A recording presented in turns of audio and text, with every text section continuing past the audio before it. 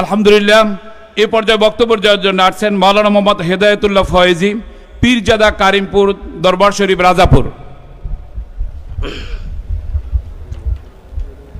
আসসালামু আলাইকুম ওয়া রাহমাতুল্লাহি ওয়া বারাকাতুহু।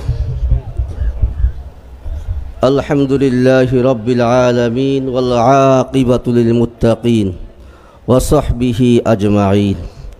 সবাই একটু দুরূদ শরীফ পড়ে নিই। আল্লাহুম্মা সাল্লি আলা মুহাম্মাদিন ওয়া আলা আলি মুহাম্মাদ কামা সাল্লাইতা আলা ইব্রাহিম ওয়া আলা আলি ইব্রাহিম ইন্নাকা হামিদুম মাজিদ। আউযু বিল্লাহি মিনাশ শাইতানির রাজীম। বিসমিল্লাহির রহমানির রহিম। ওয়াতাসিমু বিহাবলিল্লাহি জামিআন ওয়া লা তাফাররাকু। সাদাকাল্লাহুল আযীম। ক্বালান নাবিয়্যু আলাইহিস সালাতু ওয়াস সালাম ইন্নামাল আ'মালু বিন্নিয়াত আও কামা ক্বালা রাসূলুল্লাহি সাল্লাল্লাহু আলাইহি ওয়াসাল্লাম। ঝালকাঠি জেলাসহ বাংলাদেশের ঐতিহ্যবাহী মাদ্রাসা, খানকা দরবার, নেসারাবাদ দরবারের উদ্যোগে আয়োজিত 2 দিনব্যাপী ইসালে সওয়াব ওয়াজ মাহফিলের আজ শেষ দিন। শেষ দিনের সকাল 10টা থেকে ওলামা মাশায়েখ সম্মেলন। উপস্থিত রয়েছেন হাজরাতে ওলামায়ে কেরাম, বিশেষ করে আমাদের দক্ষিণ অঞ্চলের অন্যতম দরবার গালুয়ার হজরত পীর সাহেব হুজুর, তালগাছিয়ার হজরত পীর সাহেব হুজুর সহ আমাদের অঞ্চলের নেতৃস্থানীয় ব্যক্তিবর্গ ও আমাদের এখানে সাদারাতের দায়িত্বে রয়েছেন দেশের অন্যতম দরবারের পীর নেসারাবাদের হজরত পীর সাহেব হুজুর দামাত বরকাতুহুমুল আলিয়া। প্রিয় মুসলমান ভাইয়েরা, আমি আপনাদের সামনে কোরআনুল কারীম থেকে এক টুকরা আয়াতে কারিমা তেলাওয়াত করেছি। রসুলের একটা হাদিস, উল্লেখযোগ্য হাদিস, যেটা আমরা সকলেই জানি। আসলে আমাদের উলামায়ে কেরাম এবং মুসলিম উম্মার বর্তমানে এক ক্রান্তিকাল আমরা অতিবাহিত করতে যাচ্ছি। এই উম্মার ক্রান্তিকালে উলামায়ে কেরামের জিসমানি ঐক্য এবং কলবি ঐক্য দুটোটাই আমাদের প্রয়োজন, ঠিক কিনা জোরে বলেন।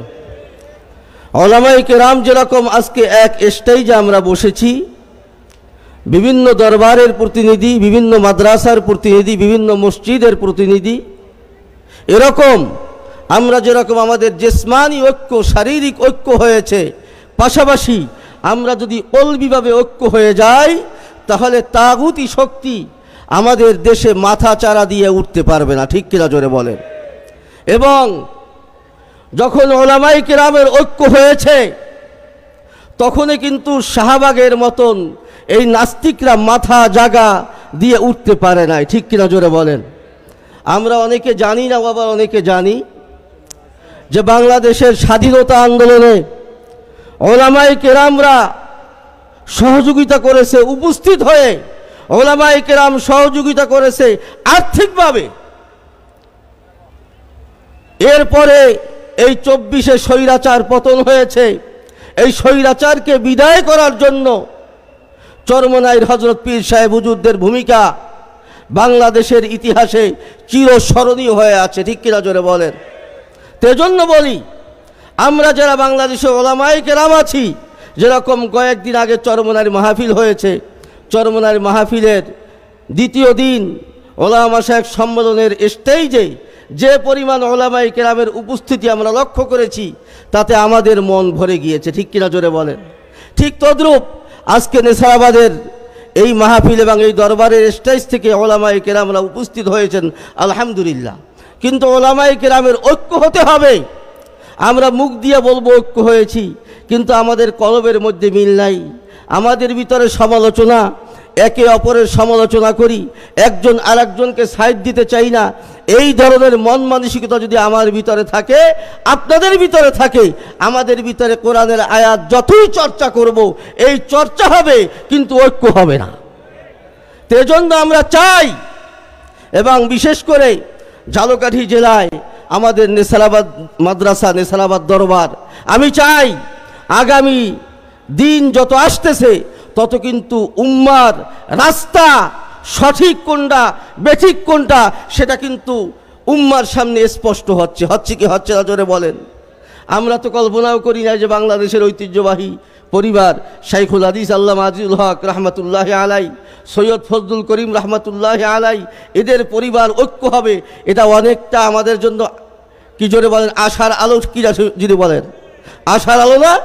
তেজন্য বলি, ঝালকাঠি থেকেও যদি নেসারাবাদী হুজুর ঐক্যের ডাক দিয়েছেন, ঐক্য হই, এবং এই ঐক্যটা উম্মার মাঝেও ঐক্য হতে হবে। সারসিনা, নেসারাবাদ, চরমনাই সহ যত দরবার রয়েছে সবাই যদি ঐক্যবদ্ধ হয়ে যায়, তাগুতি শক্তি মাথা চারা দিয়ে উঠতে পারবে না। ঠিক কিনা জোরে বলেন। আল্লাহ রাব্বুল আলামিন আমাদের ঐক্যবদ্ধ হয়ে আগামী দিনে পথ চলার তৌফিক দান করুক। সবাই বলি আমিন।